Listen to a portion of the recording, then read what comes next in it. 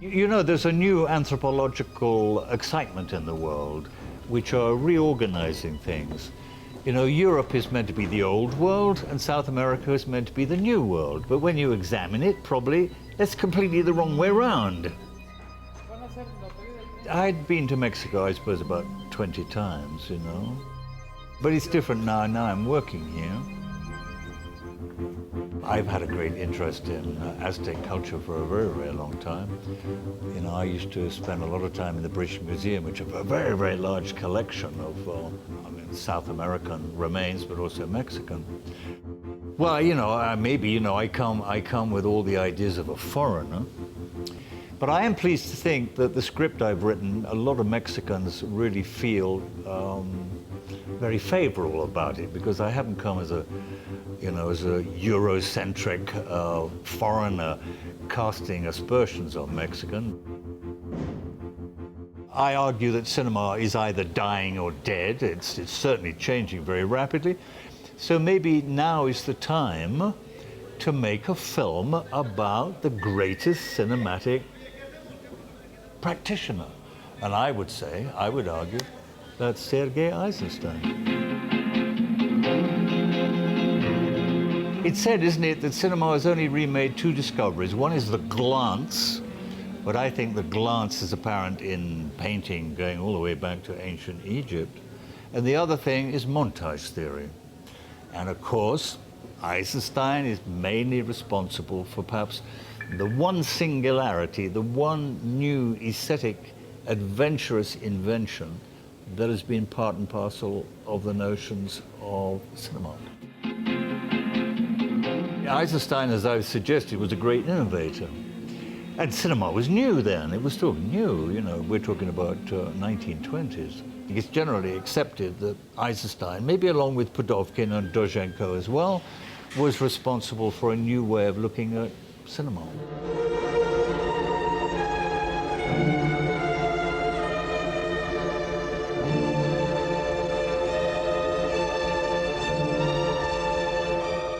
I discovered Eisenstein, Sergei Eisenstein, as a great Russian filmmaker when I was in art school in London in the sort of early 1960s. The first film I saw was one of his late historical films, Ivan the Terrible and the Boyar's Plot. I must have been about 15 or 16. And I really, really became fascinated. And I think that fascination has stayed. I've seen, you know, everything that Eisenstein has made. I've been to Moscow several times. I've been to Eisenstein's library. I've been to the Urals where he filmed. I've read all the books and all the academia, of course, all translated into English. And I became fascinated by him. He's an extraordinary polyglot figure. He spoke 8 languages. He had a huge knowledge, I think, not just of painting, but of literature and certainly of the stage.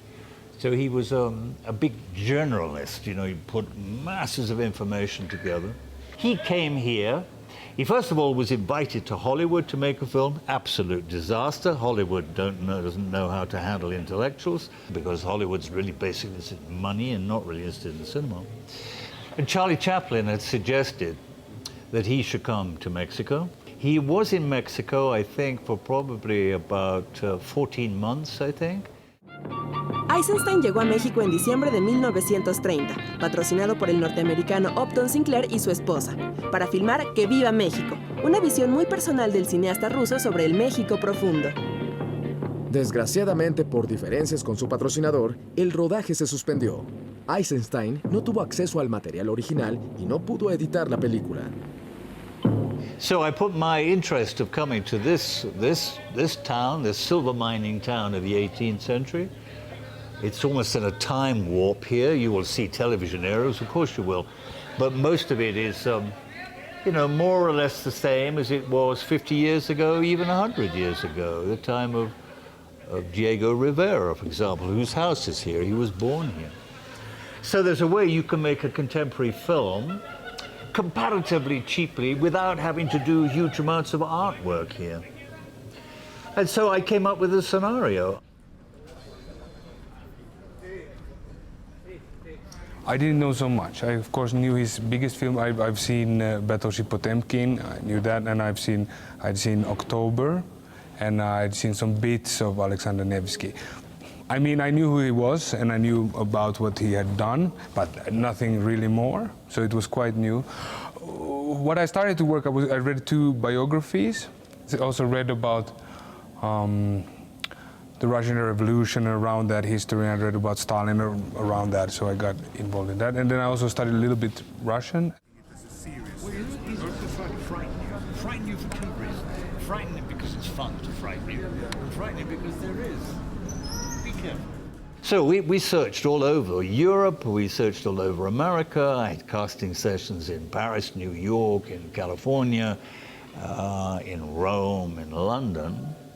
And I came across this guy. His name is Elmer Back. He was born, I think, in Helsinki in Finland, but his parents are Swedish, and I think there's some Danish background to him too. So let's call him a Scandinavian. He's not particularly, I think he works in the theater largely, and he now lives in Berlin. So again, he's a very cosmopolitan character.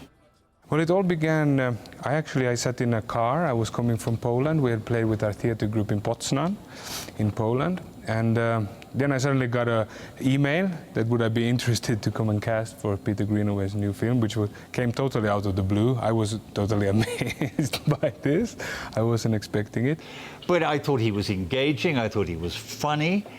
Physically, he looks a little, maybe he's not as plump as Eisenstein was, age 33. But he is age 33, and Eisenstein was 33 when he came here to Guanajuato. 10 days, only 10 days. And that's rather sort of useful figure. He made, his first 3 films really are Strike, Battleship Potemkin, and October. And October is sometimes, its secondary title is 10 Days That Shook the World.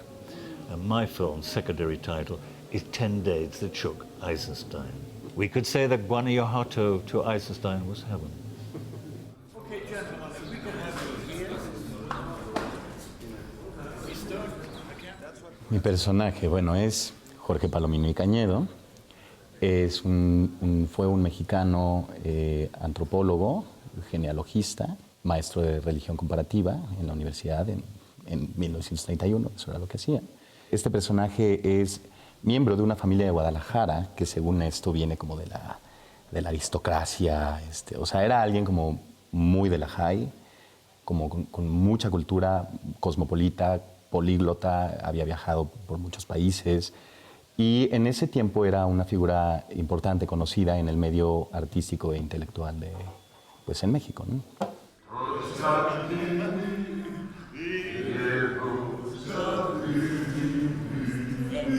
All my films have got a manifesto, and I think, you know, the first 3 films we've mentioned, Strike, Potemkin, and General Line, were brilliant films, but they were films about ideas, groups of people involved in ideologies.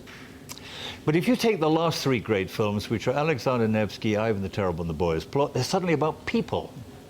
And I believe, my thesis is, the change happened because he came to Mexico, and he learned about sex and death. He became humanized.